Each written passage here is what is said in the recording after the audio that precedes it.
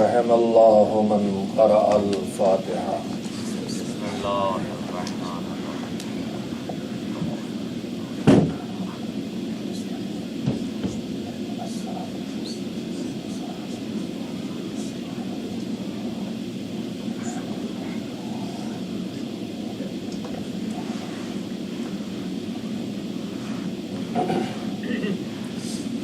اعوذ باللہ من الشیطان اللعین الرجیم. بسم اللہ الرحمن الرحیم.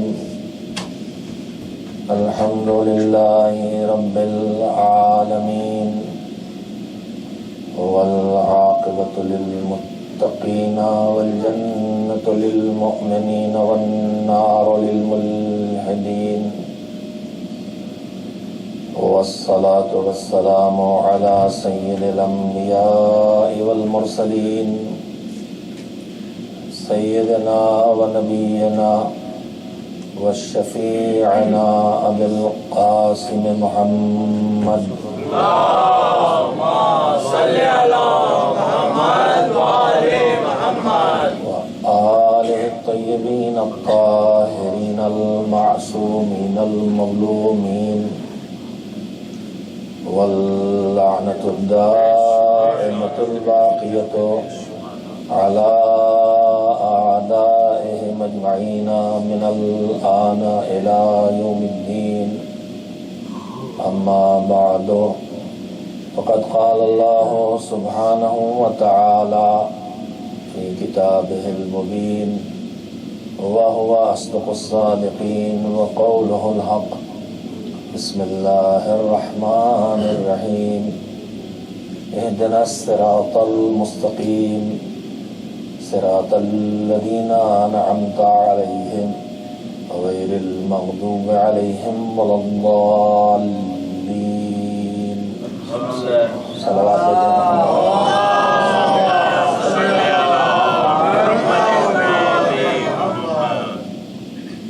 امیر المومنین امام المتقین حضرت علی بن ابی طالب علیہ السلام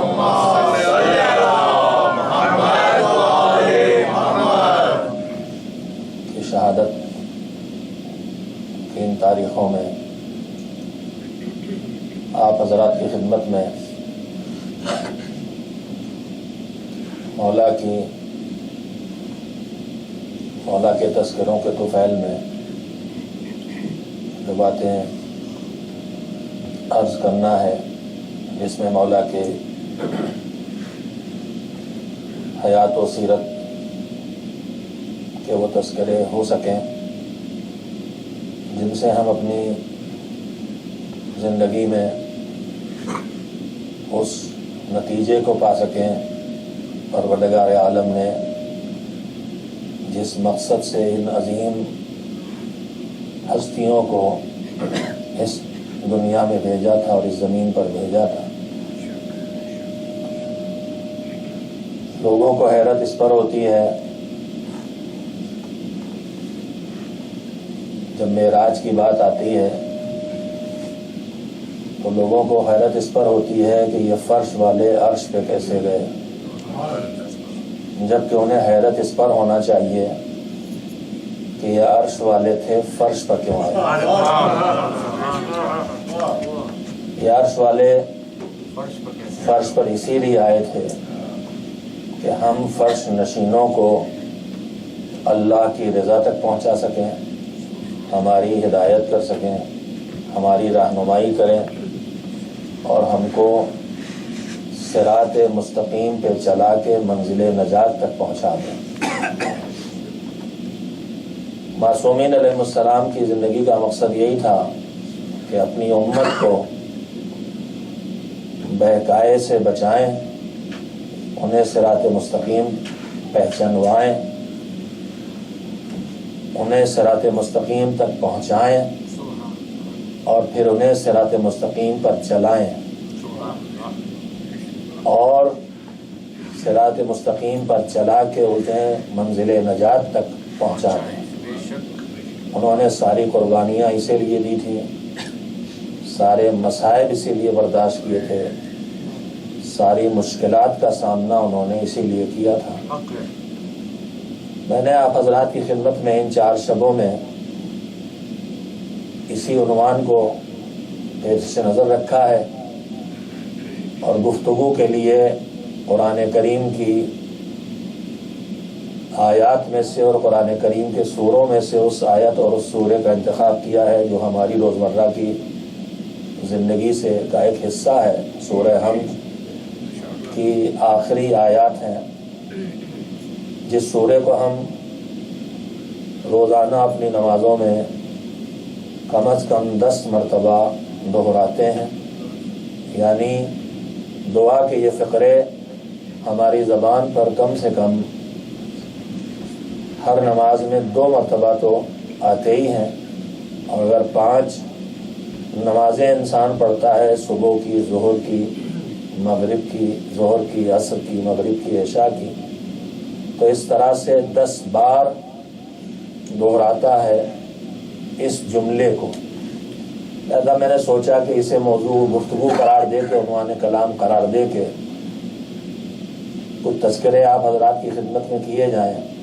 میں نے ابھی آپ حضرات کی خدمت میں یہ بات عرض کی کہ ہمارے ہادی، ہمارے راہبر، ائمہ طاہرین، معصومین علیہ السلام، اہل البیت علیہ السلام، ان سب کی اس فرش پر اللہ کی طرف سے بھیجے جانے کا مقصد تھا ہماری ہدایت۔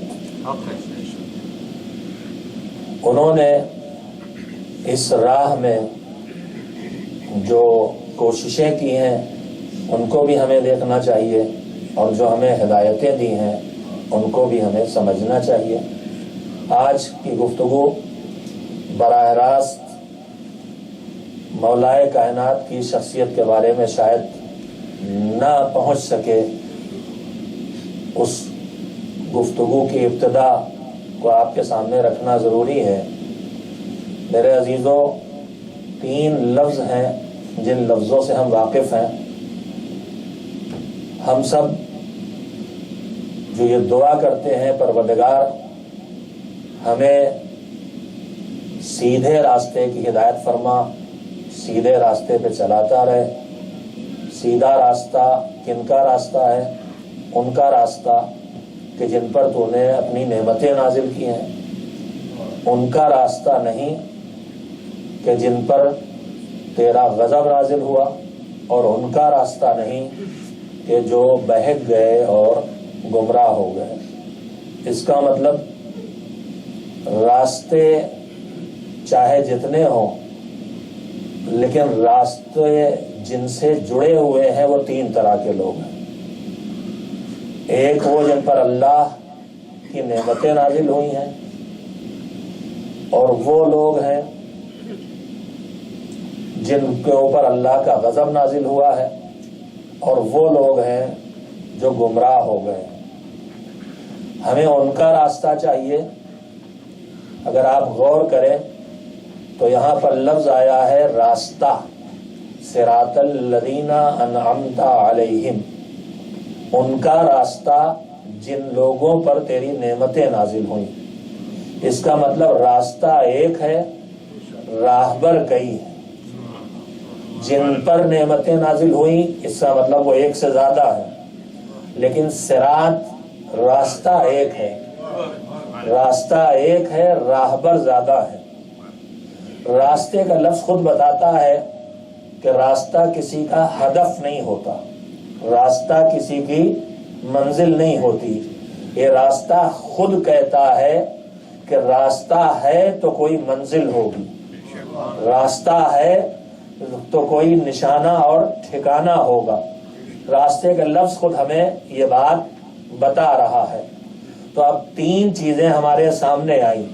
ایک وہ منزل جہاں تک جانا ہے، ایک وہ راستہ جو اس منزل تک لے جاتا ہے، اور ایک وہ راہبر جو اس راستے، اس منزل تک لے جائیں گے۔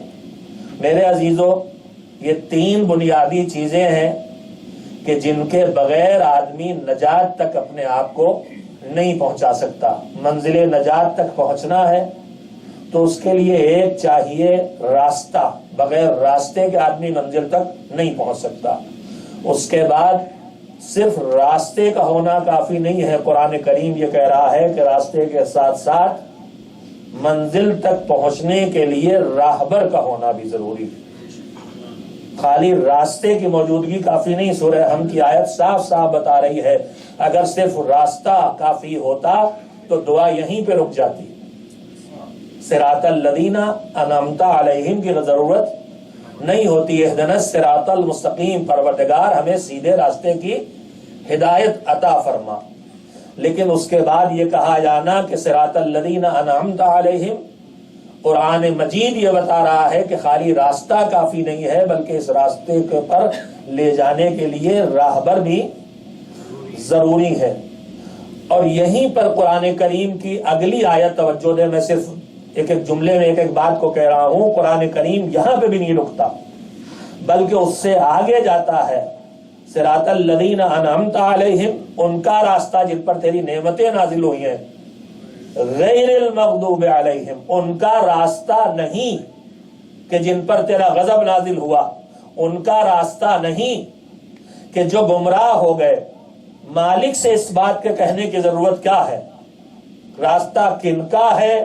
جو سیدھا راستہ ہے وہ پتا ہے اسے، وہ کن کا نہیں ہے وہ بھی پتا ہے، لیکن یہ ہم سے کہلانے کا مطلب یہ ہے کہ تمہیں منزل نجات تک پہنچنا ہے تو سیدھے راستے کو بھی پہچاننا ہوگا، ایک سیدھے راستے پر لے جانے والے راہبر کو بھی پہچاننا ہوگا، دو، اور خالی سیدھے راستے پر لے جانے والے راہبر کو پہچان لینا کافی نہیں ہوگا، اس کے ساتھ ساتھ ان کو بھی پہچاننا ہوگا جو تمہیں گمراہ کر سکتے ہیں، جو تمہیں بہکا سکتے ہیں،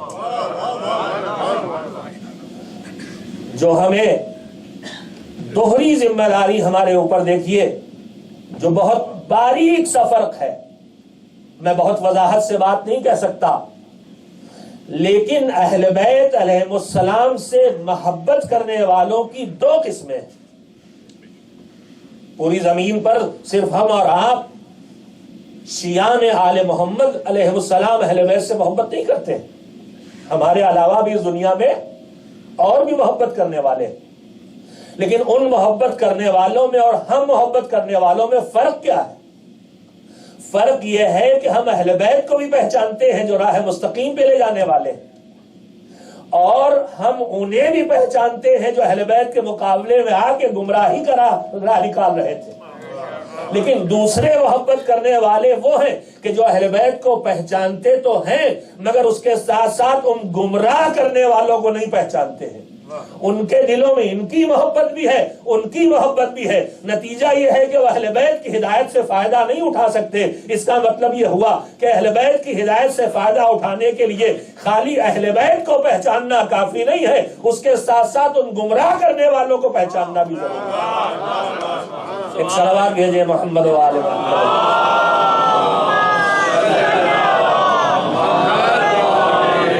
یہیں سے میں نے عرض کیا،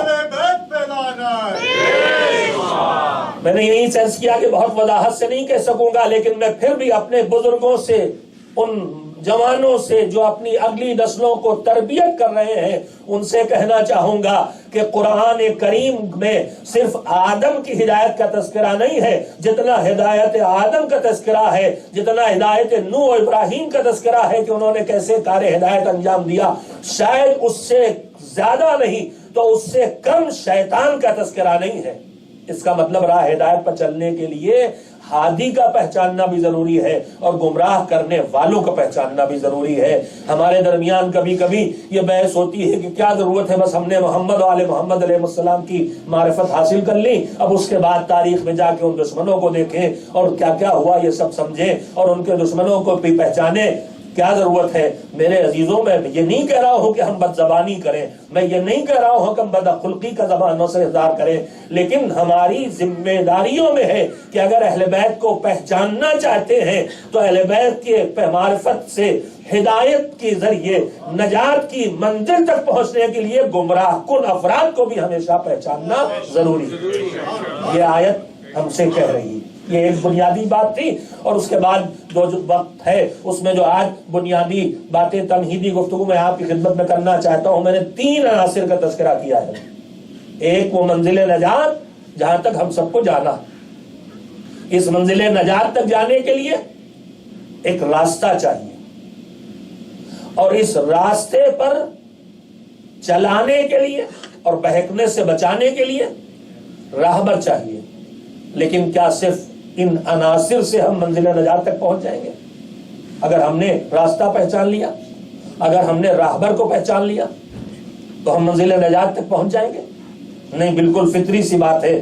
یہ راستہ ہم سے ایک لفظ کہہ رہا ہے۔ راستہ کس جگہ کو کہتے ہیں؟ راستہ اس جگہ کو کہتے ہیں جہاں بیٹھ رہا جائے، یا راستہ اس جگہ کو کہتے ہیں جہاں چلا جائے؟ نہیں، شاید آپ نے میرے جملوں پہ غور نہیں کیا۔ راستہ اس جگہ کا نام ہی نہیں ہے جہاں بیٹھ رہا جائے، راستہ اس جگہ کا نام ہے جہاں چلا جائے۔ صراط مستقیم پا لینے کا مطلب یہ ہے کہ ہم نے ایمان تک اپنے کو پہنچا لیا ہے، لیکن اب اس صراط مستقیم پہ بیٹھ نہیں رہنا ہے، اس صراط مستقیم پر راہبر کے پیچھے چلتے رہنا ہے۔ اور اسی چلتے رہنے کا حکم اللہ نے اس زبان میں دیا تھا، قل بسم اللہ الرحمن الرحیم، قل ان کنتم تحبون اللہ فاتبعونی۔ اگر تم یہ دعوے دار ہو کہ تم اللہ سے محبت کرنے والے ہو تو تمہیں پیغمبر اور ان کی آل کی پیروی کرنا ہوگی۔ وہ راستے پہ ہمیشہ صراط مستقیم پہ چلتے ہوئے دکھائی دے رہے ہیں، بیٹھے ہوئے دکھائی نہیں دے رہے۔ میں ایک جملہ آپ سے کہوں، صراط مستقیم پر چلتے رہنا اور چلاتے رہنا یہ ہے محمد و آل محمد کا کارنامہ، اور صراط مستقیم پہ بیٹھ کے گمراہ کرنا کس کا کام ہے؟ قرآن مجید آپ پڑھتے رہتے ہیں، لَأَقْعُدَنَّ لَهُمْ عَلَىٰ صِرَاطِكَ الْمُسْتَقِيمِ۔ وہ کہہ رہا ہے کمبخت کہ میں تیرے سیدھے راستے پہ ان کے لیے بیٹھوں گا۔ تو ہم طے کر لیں کہ ہمیں صراط مستقیم پہ بیٹھنا ہے کہ چلنا ہے۔ بیٹھ گئے تو شیطان کے پیروکار ہو گئے، چلتے رہے تو اہل بیت کے نقش قدم پہ آگے بڑھے چلے گئے۔ نعرہ حیدری اور عظمت اہل بیت علیہم السلام، بلند تر صلوات۔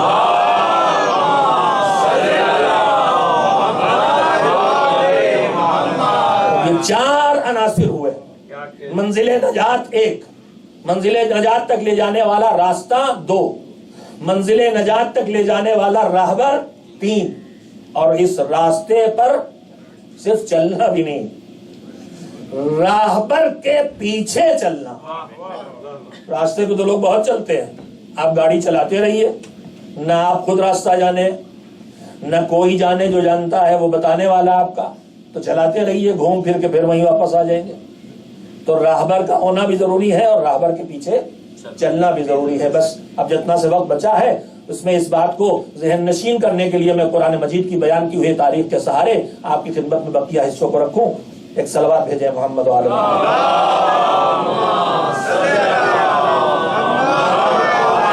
4 عناصر کو یاد رکھیں گے۔ منزل نجات تک پہنچنے کے لیے راستہ چاہیے، راہبر چاہیے، اور اس کے پیچھے راہبر کے پیچھے چلنا بھی ہوگا۔ خالی راستہ مل جانے سے یا چل پڑنے سے بھی نجات نہیں ملے گی جب تک کہ راہبر کے پیچھے نہ چلا جائے۔ تاریخ کا وہ واقعہ جو قرآن مجید میں پروردگار عالم نے تفصیل سے بیان کیا ہے، وہ اس کا ایک حصہ ہے بنی اسرائیل کا فرعون کے اقتدار سے جناب موسیٰ کا نجات دلانا۔ بنی اسرائیل کو جناب موسیٰ نے فرعون کے اقتدار سے نجات دلائی ہے، پوری تفصیل آپ کے سامنے ہے۔ اس میں وہ وقت آیا کہ جب بنی اسرائیل کو لے کے جناب موسیٰ نکل پڑے، جناب موسیٰ نکل پڑے تو فرعون نے پورے اپنی مملکت میں اعلان کر دیا کہ جانے نہ پائیں، یہ لوگ تھوڑے سے لوگ ہیں، انہیں پکڑ لو۔ ایک تو پہلے ہی پوری اس خدائی کے جتنے ناسمجھ خدا پرست تھے ان کو سوچنا چاہیے تھا کہ یہ مملکت کون سی ہے خدائی کہ جس سے باہر بھی جایا جا سکتا ہے۔ ہماری مملکت سے باہر نہ نکلنے پائے، ہمیں خدائی سے باہر نہ نکلنے پائے۔ مگر عقل ہوتی تو فرعون کو خدا مانا ہی کیوں ہوتا۔ خیر پیچھے آگے آگے جناب موسیٰ اپنی قوم کے ساتھ اور پیچھے پیچھے لشکر فرعون چل پڑا، اور اس کے بعد وہ وہاں تک پہنچ گئے نیل تک. جب نیل تک پہنچ گئے تو اب آگے دریا اور پیچھے فرعون کا لشکر تھا. قرآن مجید اس کیفیت کو بیان کرتا. میں واقعہ آپ کی خدمت میں کس لیے پیش کر رہا ہوں کہ نجات تک پہنچنے کے لیے راستہ بھی ضروری ہے، لیکن راستے کا صرف پہچان لینا کافی نہیں ہے، اس کے ساتھ راہبر ضروری ہے. راہبر کا بھی پہچان لینا کافی نہیں ہے، راہبر کے نقش قدم پر چلنا ضروری ہے. یہ 3 منزلیں ہیں جب آدمی نجات تک پہنچے گا. آگے دریا پیچھے لشکر. قرآن کریم اس کیفیت کو بیان کر رہا ہے کہ امت جناب موسیٰ بے چین ہو کے کہنے لگی انا لمدرکون. عربی گرامر کی باتیں ہیں، بہت سی باتیں ترجمے میں نہیں آ پاتی ہیں. جب ہم لوگ مدارس میں ابتدائی تعلیم میں آتے ہیں تو ایسے لفظوں کا لفظی ترجمہ کرایا جاتا ہے ہم سے. تو انا لمدرکون کا اگر بالکل لفظی ترجمہ کیا جائے تو یہ ترجمہ ہوگا کہ بے شک ہم ضرور ضرور ضرور بالضرور پکڑے گئے. یعنی پکڑے جانے پر اتنا پکا یقین ہے کہ اس پہ پوری طاقت لگائی جا رہی ہے اس کے کہنے میں. بے شک انا لا، ورنہ کافی تھا کہ نحن مدرکون. جو عربی داں اگر یہاں کچھ حضرات تشریف فرمائے تو سمجھ سکتے ہیں یہی بات آسان سے لے، ہم پکڑے گئے، اب تو پکڑے جائیں گے. لیکن وہ اس طرح نہیں کہہ رہے تھے، بڑا یقین تھا ان کو. امت جناب موسیٰ کو بڑا یقین، انا لمدرکون. ارے کم بختو نجات کے بارے میں اتنا یقین حاصل کر لیتے، لیکن اس میں نہیں. انا لمدرکون، اب تو ہم پکڑے گئے. آگے دریا ہے پیچھے لشکر ہے، اب تو پکڑے گئے، ضرور بھی ضرور پکڑے گئے. میں آپ سے ایک سوال کرنا چاہتا ہوں. ایک دن اور بھی آپ سے میں نے پوچھا تھا یہ جناب موسیٰ کے ساتھ جو سب ہیں کون ہیں؟ ان کی موسیٰ سے کیا رشتہ داری ہے؟ بنی اسرائیل ہیں، یہ سب جناب موسیٰ کے خاندان کے ہیں، سب ان کے بھائی ہیں، دوست کیا ہیں، احباب. ہاں جواب آ گیا. یہ سارے کے سارے کون ہیں؟ جناب موسیٰ کے اصحاب ہیں، اصحاب موسیٰ. اصحاب موسیٰ کو یقین کس چیز کا ہے؟ اپنے نجات یافتہ ہونے کا نہیں. یہ نہیں کہ کہتے کہ کوئی بات نہیں موسیٰ ہمارے ساتھ ہے، موسیٰ ہمارے ساتھ ہے. ہوگا دریا ہوا کرے آگے، ہوگا لشکر پیچھے ہوا کرے، موسیٰ تو ہمارے ساتھ ہیں، بلکہ ہم تو موسیٰ کے ساتھ ہیں. کہتے ہیں ہم تو موسیٰ کے ساتھ ہیں، ہم نہیں پکڑے جائیں گے، مگر پکا یقین ہے کہ ہم تو پکڑے جائیں گے. تو صحابی نبی ہے، اس کے بعد بھی یقین کے ساتھ اعلان کر رہا ہم تو پکڑے گئے، ہم تو پکڑے گئے. اس کا مطلب ان کی نگاہ میں نبی کی صحابیت نجات دلانے کا ذریعہ نہیں ہے. انا لمدرکون، ہم تو پکڑے گئے. اب جناب موسیٰ کا جواب بھی وہیں پہ قرآن مجید میں نقل ہوا، ان معی ربی سیہدین. کیوں پکڑے جائیں گے بھائی؟ ان معی ربی سیہدین، بے شک میرے ساتھ. یہ نہیں کہا کہ معانا سب کے، تم کم بخت اس لائق کہا تمہارے ساتھ اللہ ہوتا تو تم ایسی باتیں کیوں کرتے. ان معی ربی، میرے ساتھ اللہ ہے، رب ہے میرا، پالنے والا ہے میرا. سیہدین، پھر وہی گرامر کی بات آتی ہے. 2 لفظ ہیں، ایک سوفا اور ایک سین.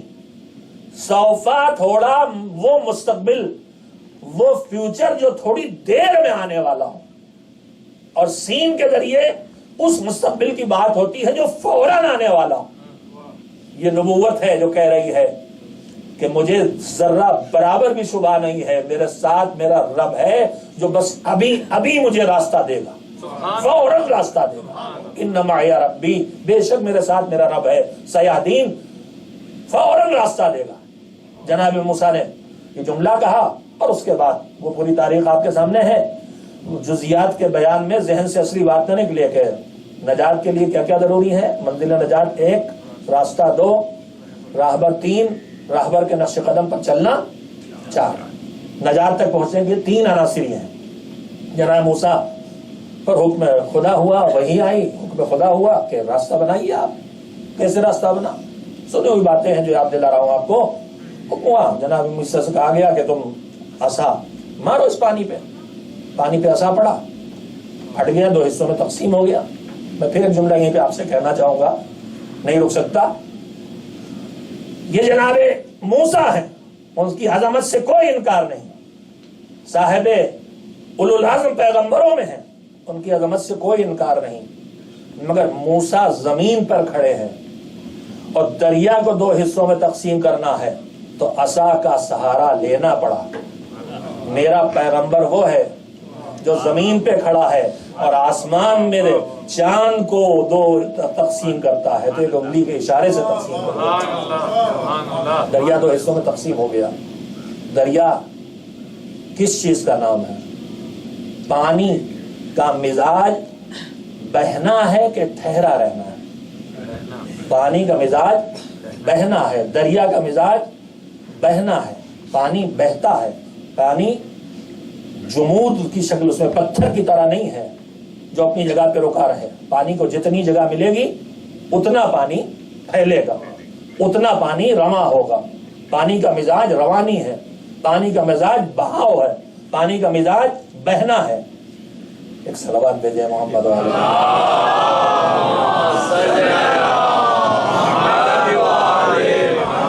تو دریا کا مزاج ہے روانی، پانی کا مزاج ہے بہاؤ۔ یہ مزاج بدلا کہ نہیں بدلا؟ کیسے بدلا؟ ایک نبی کے ذریعے بدلا، حکم خدا سے بدلا، ایک نبی کے ذریعے بدلا۔ تو اگر بہتا ہوا دریا ٹھہر جائے تو ہمیں کوئی پریشانی نہیں ہے نا؟ کیوں؟ اس لیے کہ جس نے یہ مزاج دیا ہے وہی یہ مزاج بدل رہا ہے۔ جس نے پانی کو یہ مزاج دیا ہے وہی پانی کے اس مزاج کو بدل رہا ہے۔ دیکھیں آپ کتنا متوجہ ہیں۔ دریا اور پانی کا مزاج ہے بہاؤ، روانی۔ اس روانی کو، اس بہاؤ کو جب اللہ چاہے اپنے نبی کے لیے، اپنے ولی کے لیے بدل دے، تو جیسے وہ دریا کے بہاؤ کو، مزاج کو بدل سکتا ہے، اگر ہمیں دکھائی دے کہ اسی طرح سے اس نے اور کہیں مزاج فطرت کو بدلا ہے۔ پتھر کا مزاج کیا ہے؟ اپنی جگہ پہ جمع رہنا۔ وہ خدا جو بہتے ہوئے دریا میں روانی کو روک سکتا ہے، وہ خدا خانہ کعبہ کی دیوار کے پتھر میں روانی پیدا کیوں نہیں کر سکتا؟ ایک کے لیے روک دے گا، ایک کے لیے پیدا کر دے گا۔ ایک صلوات بھیجیں محمد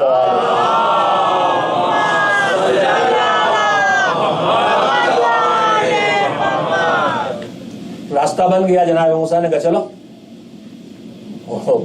ضدی قوم، ہر منزل پر ایک ضد کرنے والی اور ایک حماقت کی فرمائش کرنے والی۔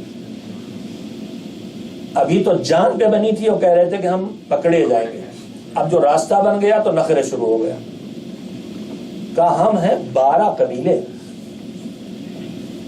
ہم ایک راستے پہ نہیں جائیں گے۔ تاریخ پڑھ لیجیے پوری آپ، ایک راستے پہ نہیں جائیں گے، ایک راستے پہ نہیں جائیں گے۔ پھر کہا ہم 12 قبیلے ہیں تو ہمارے لیے 12 راستے بنائیے۔ چلیے صاحب، جناب موسیٰ نے پھر حکم ہوا، پھر عصا رکھا دریا پر، پھر 12 راستے بن گئے، پھر بھی اڑے ہوئے ہیں۔ اب کیا ہے کہ راستے تو ہمارے قبیلے الگ الگ ہیں، لیکن ایسا نہیں ہے کہ ہم ایک دوسرے سے بالکل بے تعلق ہیں۔ لہذا یہ جو دیواریں بنائی ہیں، ان میں راستے میں روشن دان بنائی ہے جس میں ایک دوسرے کو دیکھتے ہوئے جائیں ہم۔ اب مجھے نہیں پتا کہ دیکھتے ہوئے کیسے چلے، سیدھے چلے، کبھی ادھر دیکھ رہے ہیں کبھی ادھر، کس طرح چل رہے تھے مجھے نہیں پتا، کبھی سامنے دیکھتے ہو، کبھی دائیں کبھی بائیں، جیسے بھی چل رہے ہو وغیرہ۔ جب 12 قبیلے ہیں، 12 راستے بنائیے اور روشن دان بنائیے اور یہ کیجیے وہ کیجیے، ایک کے بعد ایک فرمائش، اور جتنی فرمائشیں ہیں سب جناب موسیٰ پوری کرتے چلے جا رہے ہیں۔ یہ بتائیے کہ یہ کن میں کوئی بجا فرمائش ہے؟ ارے راستہ مل گیا، کم وقت تو چلو آگے۔ 12 چاہیے، 12 بن گئے، تو اس کے بعد اس میں روشن دان چاہیے، خبر گیری بھی رکھنا ہے، ایک ساتھ چل بھی نہیں سکتے، اور خبر گیری بھی چاہیے، ضد کے بعد ضد، ضد کے بعد ضد۔ تو یہ جتنی فرمائشیں ہیں سب بیجا فرمائشیں، ساری کی ساری بیجا فرمائشیں۔ لیکن یہ ساری بیجا فرمائشیں نبی خدا پوری کر رہے ہیں کہ نہیں؟ پوری کر رہے ہیں۔ تو بیجا فرمائشیں پوری کر کے نبی رہے کہ نہیں رہے؟ قوم کی بیجا فرمائشیں پوری کر کے بھی اگر نبی موسیٰ نبی رہے تو پھر یہ نہ کہو کہ صفین میں جب صلح کا مطالبہ ہو رہا تھا قرآن نیزوں پہ بلند کر کے تو علی نے یہ بیجا فرمائش کیوں پوری کر لی تھی؟ ایک اعتراض یہ کیا جاتا ہے نا کہ قوم کی بیجا فرمائش پوری کر لی. اگر نبی قوم کی بیجا فرمائش پوری کر کے نبی رہ سکتا ہے تو ولی رہ سکتا ہے. 12 راستے بن گئے, 12 پہ چل پڑے. اب ایک فخر کا مقام ہمارے لیے بھی ہے, ہم کہہ سکتے ہیں ایک وہ قوم موسیٰ ہے کہ ایک ہو کے 12 راستوں پہ جا رہے ہیں, اور ایک الحمدللہ ہم وابستگان اہل بیت علیہ السلام ہیں کہ 12 اماموں کے ہوتے ہوئے ایک راستے پہ چل رہے ہیں. یہ ان کا کمال ہے کہ وہ 12 امام ہیں لیکن سیرت ایک ہے, کردار ایک ہے, شخصیت ایک ہے, صفات ایک ہیں, کمالات ایک ہیں, ہنر ایک ہے, ہدف ایک ہے, ذرائع ایک ہے. 12 راستے بن گئے, چل پڑے. ادھر جناب موسیٰ کی قوم داخل ہوئی, ادھر جناب موسیٰ کی قوم کا آخری آدمی داخل ہوا ہے, اور ادھر فرعون پہنچ گیا. اب وہ جزیات کو مزید پیش کرنے کا وقت نہیں ہے, لہٰذا میں سمیٹ کے بات کو کہہ دوں.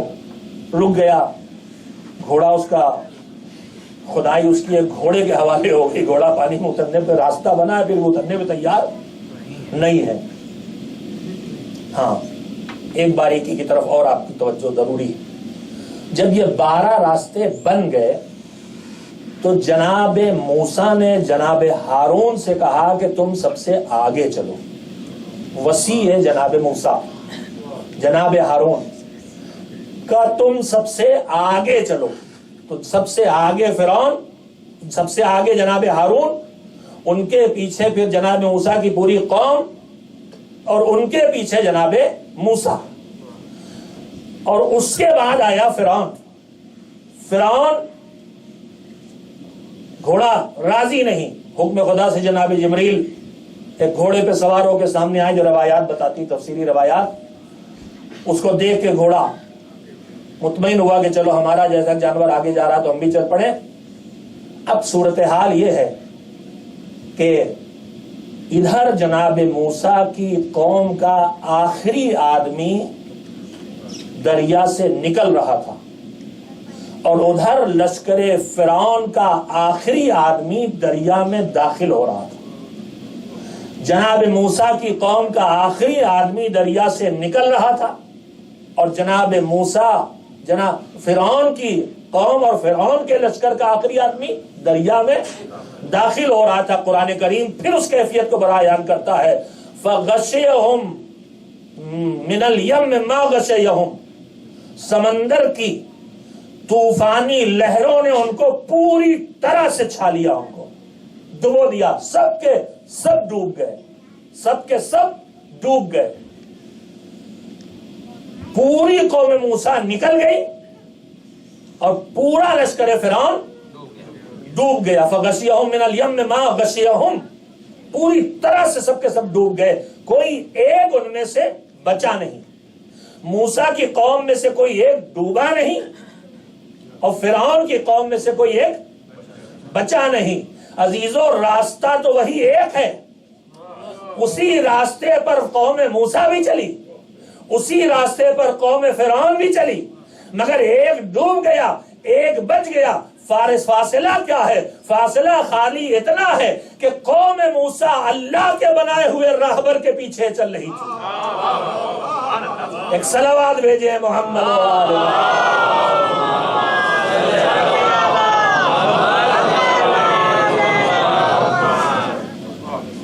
تو اگر نہ چلے ہوتے تو بھی نجات نہ پاتے, اور چلتے بھی لیکن ہارون کے پیچھے نہ چلتے تو بھی نجات نہ پاتے. وہ ہارون کے پیچھے اسی راستے پہ چل کے نجات پا گئے, اور اسی راستے پہ وہی فرعون کے پیچھے چل کے گمراہ. ایک عظیم ترین پیغام قرآن کریم اس میں دے رہا ہے کہ خالی راستوں پہ چل پڑنا کافی نہیں ہے, صحیح راہبر کے پیچھے چلنا ضروری ہے. خالی نمازیں نجات نہیں دلائیں گی, خالی روزے نجات نہیں دلائیں گے, خالی حج و زکوٰۃ نجات نہیں دلائے گا. یہ نمازیں, یہ روزے, یہ حج و زکوٰۃ صحیح راہبر کا انتخاب کر کے ان کے نقش قدم پر چلتے ہوئے جب انجام دیے جائیں گے تب نجات دلائیں گے. ایک صلوات بھیجیں محمد و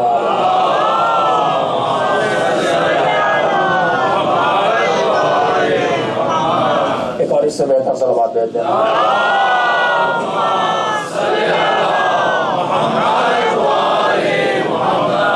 عزیزوں, اس کے بعد انشاءاللہ کل گفتگو ہوگی. میں نے آج آپ حضرات کی خدمت میں جو بات کہنا چاہیے ہے وہ صرف اتنی کہنا چاہیے کہ ہم سب نجات کی منزل تک پہنچنا چاہتے ہیں. منزل نجات تک پہنچنے کے لیے جن چند ارکان کا سمجھنا ضروری ہے اور پہچاننا ضروری ہے, ان میں سے ایک چیز ہے صراط مستقیم.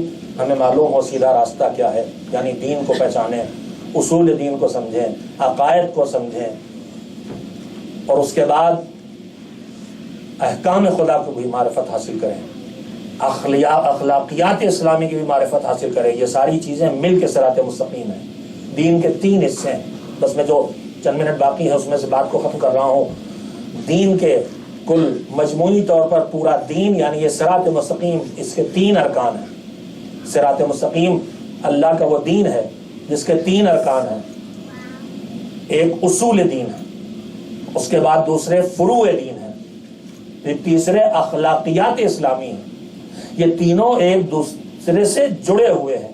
توحید کا عقیدہ آئے گا تو پیشانی شدے میں جھکائے گا, نظریہ امامت کو قبول کریں گے, حب اہل بیت دلوں میں پیدا ہوگی تو یہ عقیدہ خود بخود انسان کو ان کی خوشی میں خوش ہونے پر اور ان کے غموں میں رنجیدہ ہونے پر مجبور کرے گا.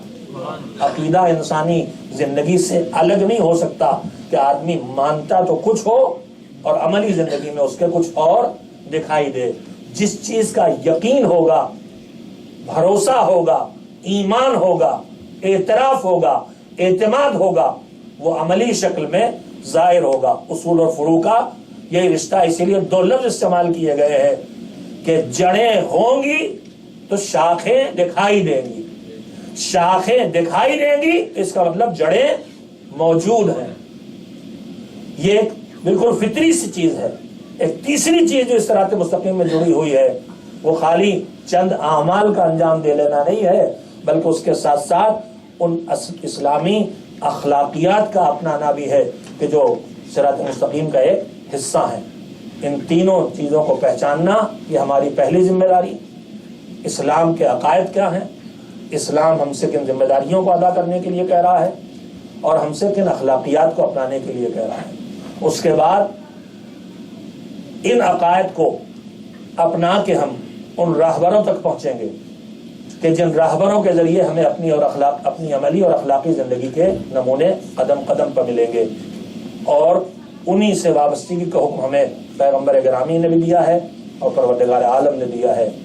دنیا سے رخصت ہوتے ہوئے پیغمبر اکرم یہ ارشاد فرما کے گئے تھے, انی تارک فیکم الثقلین کتاب اللہ و عترتی اہل بیتی ما ان تمسکتم بہما لن تضلوا بعدی. میں تمہارے درمیان 2 برابر کی قیمتی چیزیں چھوڑ کے جا رہا ہوں, اللہ کی کتاب قرآن مجید اور ایک میری اطرت اور میرے اہل بیت. جب تک تم ان دونوں سے تمسک رکھو گے, میں انشاءاللہ اس موضوع پر گفتگو کروں گا, جب تک ان سے تم تمسک رکھو گے اس وقت تک گمراہ نہیں ہوگے. اہل بیت علیہ السلام نے ہمیشہ یہ چاہا ہے کہ ہم ان کی محبت کے تقاضوں کو پورا کرتے ہوئے ان کی سیرت کو بھی پہچانیں, ان کی سیرت پہ عمل کریں اور ان کے نقش قدم پہ چلیں. مولائے کائنات امیر المومنین حضرت علی بن ابی طالب علیہ السلام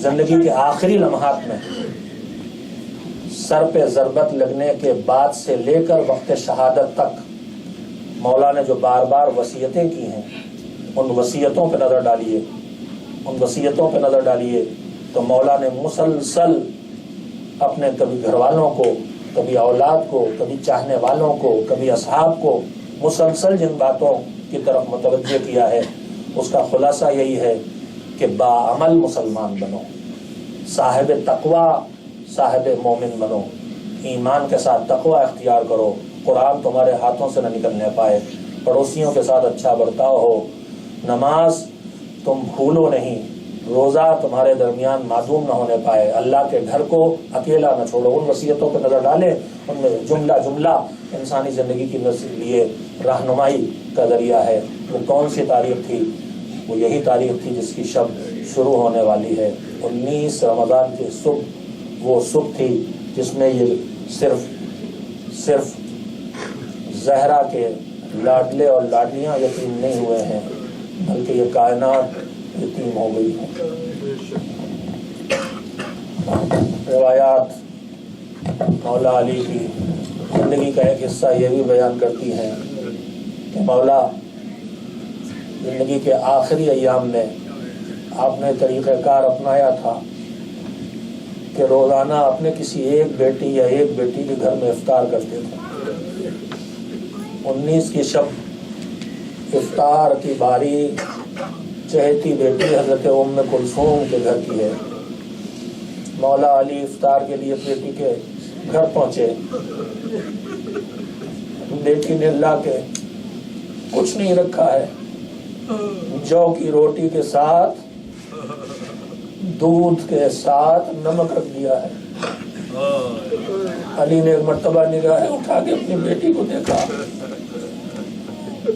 قربان اب اس سادگی کے کیسی زندگی بسر کی ہے، سب کچھ میسر ہے انہیں، مگر بات کیا ہے، اس زمین پر جو سب سے کمزور اللہ کی مخلوق ہے اس سے بہتر نعمتیں امیر تک نہیں پہنچنا چاہیے۔ صحابی امام کی خدمت میں پہنچا، دیکھا سوکھی ہوئی جو کی روٹی نکالی، ہاتھوں سے توڑ کے کھانا چاہیے، طاقت نہیں تھی کہ ہاتھوں سے توڑے تو گھٹنے کے نیچے رکھ کے روٹی کو توڑا۔ سوکھی ہوئی اس روٹی کو کھاتے دیکھ کے چاہنے والے کا دل بے چین ہوا، کہ مولا یہ کیا کھا رہے ہیں آپ؟ ایک ذرا سے روغن اس کے ساتھ شامل کر لیتے، اس کی خشکی کم ہو جاتی۔ تو فقرے اب کیا جواب دیا تھا؟ جواب یہ دیا تھا کہ میرے چاہنے والے، اگر اس مملکت میں کوئی ایک ایسا ہوتا جس کو ایسی سوکھی جو کی روٹی نصیب نہ ہوتی تو علی کو یہ روٹی بھی کھاتے ہوئے نہ دیکھ۔ ایسا نہیں ہے کہ علی کے ہاتھوں میں بہتر کھانا کھانے کے لیے انتظامات نہیں ہیں، جو لاکھوں کے باغ غریبوں کے لیے وقف کر دے، جو غلاموں اور کنیزوں کو خرید کے آزاد کرے، اس کے پاس ہے۔ لیکن یہ کم ترین نعمتوں سے استفادہ اس لیے ہے کہ مملکت میں جو سب سے کمزور ہے اس کمزور سے جیسی زندگی بسر کی جائے تاکہ کوئی محرومی کا احساس نہ کر سکے۔ یہ بھی علی کی زندگی کے دروس میں سے ایک درس ہے، ہر اس صاحب نعمت کے لیے کہ جس کے پاس نعمتوں کی فراوانی ہو کہ ان نعمتوں کو ان کے سامنے کم سے کم مظاہرہ نہ کرے جو ان نعمتوں سے محروم ہے، اور ان نعمتوں کو ان کے درمیان بانٹ کے ان سے استفادہ کرے۔ میں پھر آپ کو یاد دلاؤں، آج نہیں تمیدی باتوں میں انشاءاللہ ہم سب رو لیں گے۔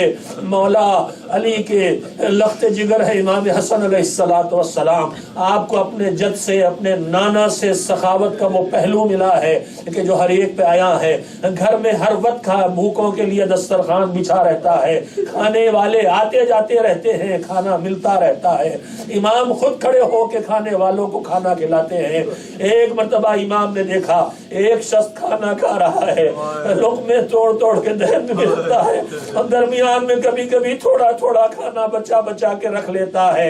امام متوجہ ہو گئے، قریب آئے، آ کے بیٹھ گئے، بیٹھ کے کہا بھائی اطمینان سے کھانا کھا لے، اطمینان سے کھانا کھا لے، لگتا ہے تیرا کوئی کنبے میں کچھ افراد ہیں جو ضرورت مند ہیں، کھانے کی کوئی کمی نہیں ہے، جتنا کھانا تجھے ضرورت ہوگی ہم تمہارے لیے اس کا انتظام کر دیں گے، تم اطمینان سے کھانا کھا لو۔ اس نے کہا میرا کنبے میں کوئی نہیں ہے، میرا گھر والا کوئی نہیں ہے۔ کہا پھر یہ کھانا بچا کے کیوں رکھ رہے ہو؟ کہا میں ابھی جب آپ کے گھر پہ آ رہا تھا تو میں نے مسجد میں ایک بزرگ کو دیکھا، سوکھی ہوئی جو کی روٹیاں توڑ کے کھا رہے تھے، सूखी हुई जौ की रोटियों में तोड़ तोड़ के खा रहे थे, रोटी टूट नहीं थी। इमाम ने कहा अरे वो कोई और नहीं, वो कोई फकीर नहीं, वो कोई मुफलिस नहीं, वो हमारे बाबा अली मुर्तजा है। हजरकुम अल्लाह, बेटी के घर में इफ्तार का एहतमाम है। जनाब उम्मे कुलसूम ने ला के रोकी जौ की रोटी के साथ नमक रखा और नमक के साथ लाके दूध रख दिया। एक मर्तबा निगाहें उठा के देखा, बेटा कभी अपने बाप को अल्लाह की दो नेमतों से एक साथ फायदा उठाते देखा है? इनमें से एक चीज उठा ले। जनाब उम्मे कुलसूम ने नमक की तरफ हाथ बढ़ाया, कहा नहीं बेटा ये दूध उठा के ले जाओ। हजरकुम अल्लाह, रात उसी जगह बसर की, दिन रात गुजरती जा रही है। सारी रात जो बिस्तरे नबी पे खिंची हुई तलवारों में चादर तान के सो गया था, आज उस अली की शबल अंदाज में बसर हो रही है। थोड़ी देर हुजरे में मालिक की इबादत करते हैं और उसके बाद आसमान पे आके निगाह डालते हैं, सितारा कौन कहां तक पहुंचा, रात का कितना हिस्सा बाकी रह गया। बाबा की इस कैफियत को देख के जनाब उम्मे कुलसूम आगे बढ़ी, बाबा आपको कभी इस आलम में नहीं देखा, ये तड़प कैसी है, ये बेचैनी कैसी है।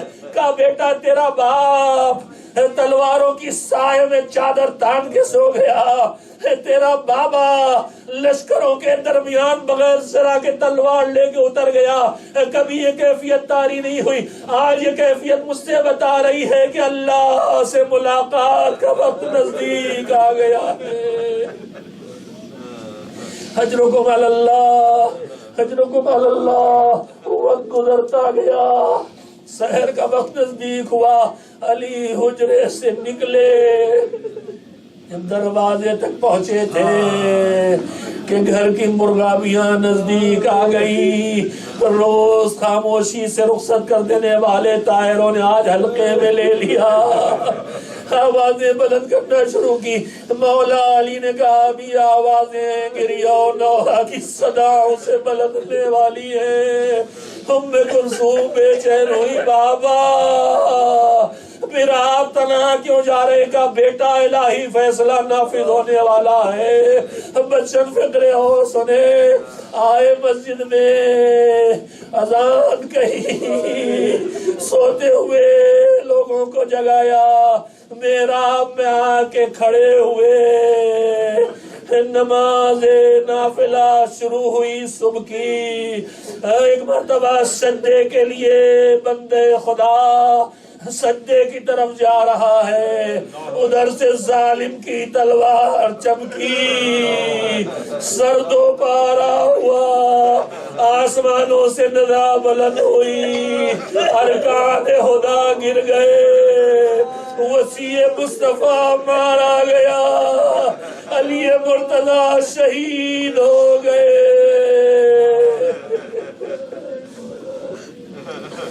अली मुर्तजा शहीद हो गए। बेटियों तक भी आवाज पहुंची, आ गई घर के दरवाजे पर इंतजार करने के लिए। क्या माजरा गुजरा? हसनैन बाबा की खिदमत में हाजिर है, इशारा किया पहले नमाज को तमाम करो। उसी मेहराब की खाक उठा के अपने जख्म में भरा, इसी मिट्टी से पैदा किए गए, इसी में वापस किए जा रहे हैं, इसी से फिर वापस आना है। हाँ, आलम यह है कि अब बाबा को कदमों पे उठा के नहीं लाया जा सकता। गिलीम मंगाई, चटाई पे बाबा को लिटाया, कंधों पे लेके घर तक पहुंचे। बेटियों ने जिंदा बाप का ऐसे इस्तेमाल किया जैसे कोई जनाजा लाया जाए। گھر کے اندر ولی پہنچ گئے، باہر سے کوہرام کی آواز بلند تھی۔ ایک مرتبہ کہا جا کے چاہنے والوں سے کہو واپس چلے جائیں۔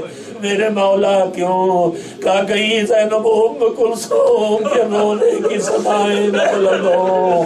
میں کہوں گا مولا یہی کوفہ ہوگا، زینب ام کلثوم ہوگی، آپ کی بے رضا بیٹیاں، تماشائیوں کا مجمع۔ زینب تڑپ تڑپ کے آواز دے رہی ہے، ارے کوئی تو چادر لا دے۔ وَسَيَعْلَمُ الَّذِينَ ظَلَمُوا أَيَّ مُنقَلَبٍ يَنقَلِبُونَ أَلَا لَعْنَةُ اللَّهِ عَلَى الْقَوْمِ الظَّالِمِينَ اللهم تقبل منا إنك أنت السميع العليم۔ ماتم شہید محراب، ماتم علی مرتضیٰ۔